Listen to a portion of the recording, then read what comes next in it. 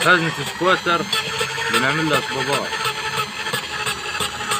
اهم حاجة في الشغل يا جماعة تظبيط الردية زي ما قلنا.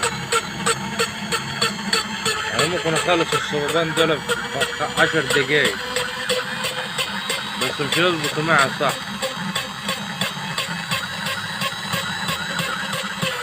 لازم تنعم الردية على قد ما تقدر. اول حاجة خشن وبعد كده الردية ناعم لحد ما يعمل معاك الشفة المطلوب.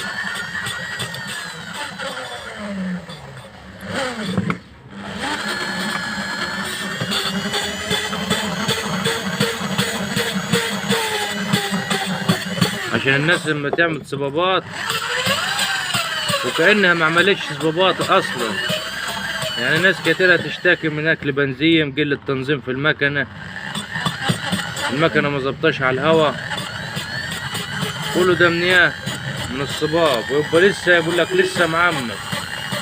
وانت لسه معمر ازاي والمكنة ما تهرب معاك كبس ومش منظمة، مش ظابطة هوا ولا ظابطة اي حاجة خالص، حتى في الجري ضعيفة في السحب.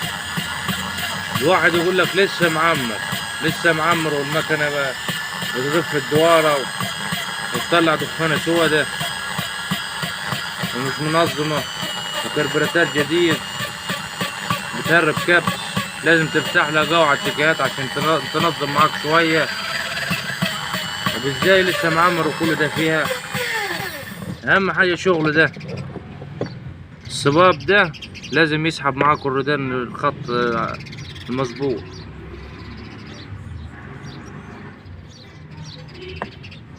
ده مخلص ورا. شايفين الشفة عرضة كيف؟ دي كلها البيضة دي تريحة الردية. وهنا برضو نفس الكلام في القاعدة.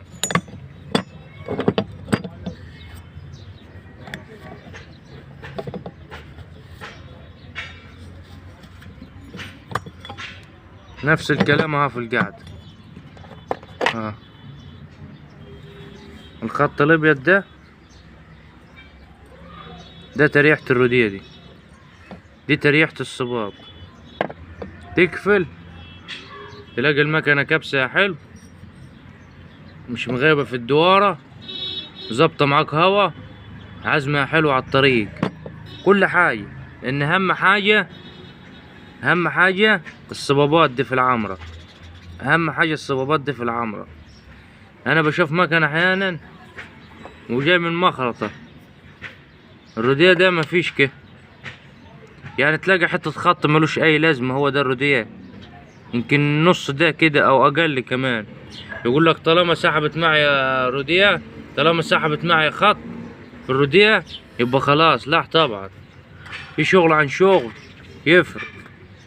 الكلام اللي انا بقول لك عليه ده هتلاقي المكنة عايشة معاك والصبابات كويسة امورها تمام. حتى الصباب ما يهربش بسرعة ولا يتاكل، لانه طول ما الحمل على العرض ده كله مش زي ما يبقى الحمل على حتة صغيرة. لو سنة صغيرة هتتاكل هيدبح معاك الصباب، لكن طول ما الحمل على كده هتبقى 100 وهتعيش معاك المكنة وهتنظم 100% معاك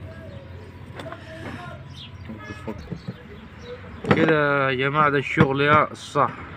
انا اول ما جبت الصباب دوتي بطبع فيه ما كانش مطبع، بدأ معي بخط رفيع. بعد كده فضلت اطبع فيه لحد ما ظبط بقانه وظبط دنيته زي ما انتوا شايفين كده. لو عجبكم الشغل ده يا جماعة وما تفهم منه حاجة، اعملوا لنا متابعة واعملوا لنا اشتراك على قناة اليوتيوب برضو باسم عم محسن الميكانيكي.